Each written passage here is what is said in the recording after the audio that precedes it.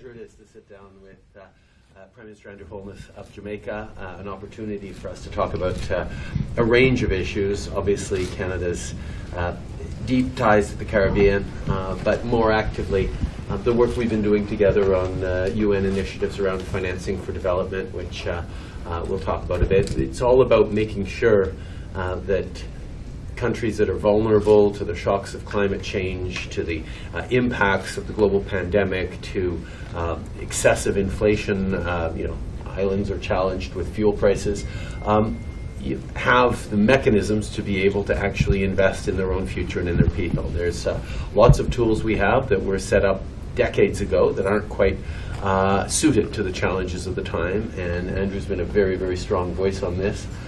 Canada's glad to support in the conversations, but lots to talk about. We've got a Commonwealth Heads of Government meeting in a couple of weeks that we'll be talking about as a further opportunity, but I just really wanted to take the opportunity to sit down with you and hear from you on the issues Jamaica's facing, and quite frankly how Canada can continue not just to partner but to benefit from this deep connections of friendship with Jamaica. So it's a real pleasure to be here. Prime Minister, it's always a great pleasure to sit with you.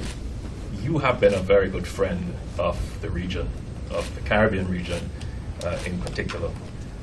And you obviously have been a voice for us in fora in which Jamaica would not normally sit.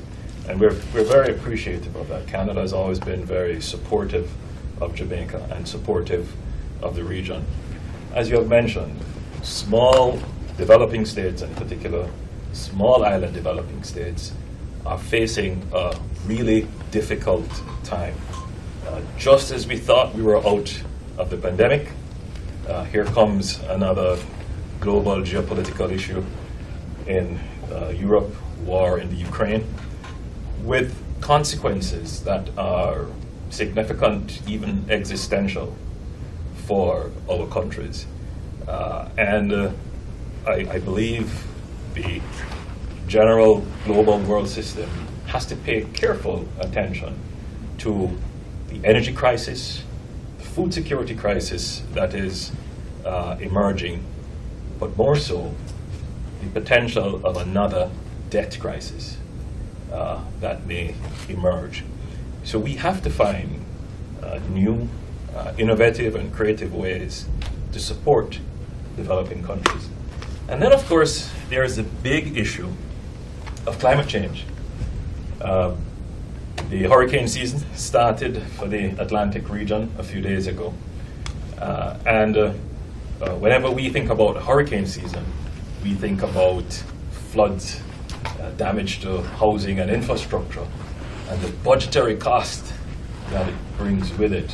And so we have to find creative ways of ensuring against loss and how that can be done with the support of our partners, and immediate response, which has always been a challenge. And I must say that Canada has been very supportive of Jamaica in particular in the pre-positioning of resources that would have assisted Jamaica to assist other countries when there are natural disasters. And I think those are very good examples of how more developed countries like Canada can assist the developed world, and in particular small island developing states.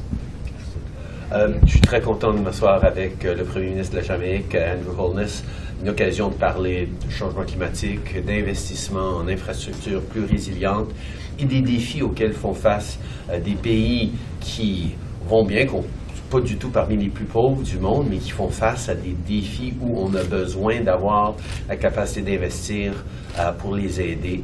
C'est un grand enjeu sur lequel on travaille depuis longtemps, et je suis très content de pouvoir continuer la conversation avec lui aujourd'hui.